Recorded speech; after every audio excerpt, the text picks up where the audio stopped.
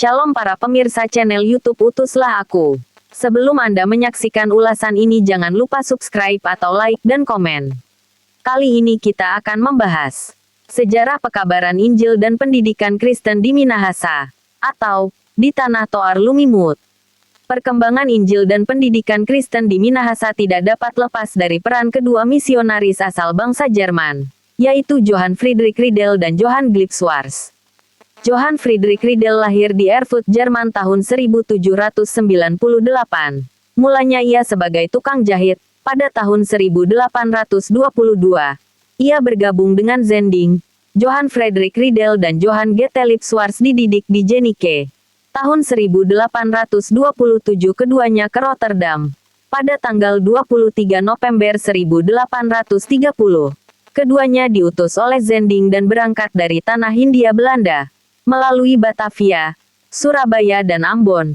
Pada tanggal 12 Juni 1831 tiba di Manado, tanah Minahasa, yang selanjutnya setiap tanggal 12 Juni diperingati sebagai Hari Pekabaran Injil dan Pendidikan Kristen di Minahasa.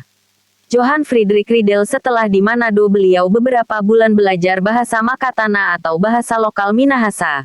Pada tanggal 14 Oktober 1831, Johann Friedrich Riedel menetap di Tondano. Saat kedatangan Riedel di Tondano, pengenalan orang Tondano akan kekristenan masih kurang. Banyak orang hidup tidak tertib. Dengan demikian Riedel dalam penginjilannya memberi perhatian pada sekolah. Riedel mengadakan pendekatan terhadap orang kampung, mengadakan percakapan dan pengajaran Kristen. Karya Johann Friedrich Riedel tidak sia-sia hingga saat ini. Johann Friedrich Riedel wafat di Tondano pada tanggal 12 Oktober 1860 dan dimakamkan di tempat pemakaman umum di Kelurahan Ranowangko, Kecamatan Tondano. Sebagaimana Johann Friedrich Riedel melaksanakan misinya di Tondano, Johann Glipswarz setelah tiba di Manado bersama Johann Friedrich Riedel beberapa bulan bersama-sama belajar bahasa Makatana. Johann Glipswarz memilih Langowan dan sekitarnya untuk menjalankan misi pekabaran Injil. Sekalipun Johann Glipswarz memilih Langowan tetapi untuk sementara waktu harus tinggal di Kakas. Pada tahun-tahun pertama misinya, ia mendapat perlawanan dari waliaan atau tua-tua adat yang diam-diam didukung Mayor Langowan. Setelah mayor tersebut dipecat pemerintah, misi penginjilan Johann Glipswarz mulai berkembang.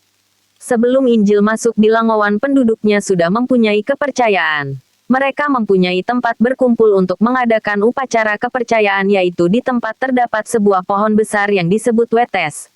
Lokasi tersebut berada di area gereja Jimim Sentrum Langowan sekarang atau Bundaran Sentrum. Pohon tersebut dianggap keramat sebab batangnya berlobang besar, hingga tempat memanggil dan mendengarkan bunyi wala atau burung manguni oleh para walian dan tonaas Langowan. Johann Glipswarz sangat rajin dengan menunggangi kuda dari Langowan ke Minahasa bagian selatan, Minahasa bagian utara sampai ke Likupang. Karena rajin dan tidak pernah putus asa melaksanakan misi penginjilan, sehingga semua jerih payahnya saat ini nampak dengan Langowan dan sekitarnya mengikuti Injil atau beragama Kristen bahkan Tanah Toar Lumimut yaitu Minahasa. Johann Glipswarz wafat pada tanggal 1 Februari 1859 di Manado tetapi ia dimakamkan di Langowan pada tanggal 2 Februari 1859. Kuburan Johann Glipswarz bersama-sama dengan kuburan istrinya yang saat ini di Komplek Lapangan Olahraga Gemim Langowan.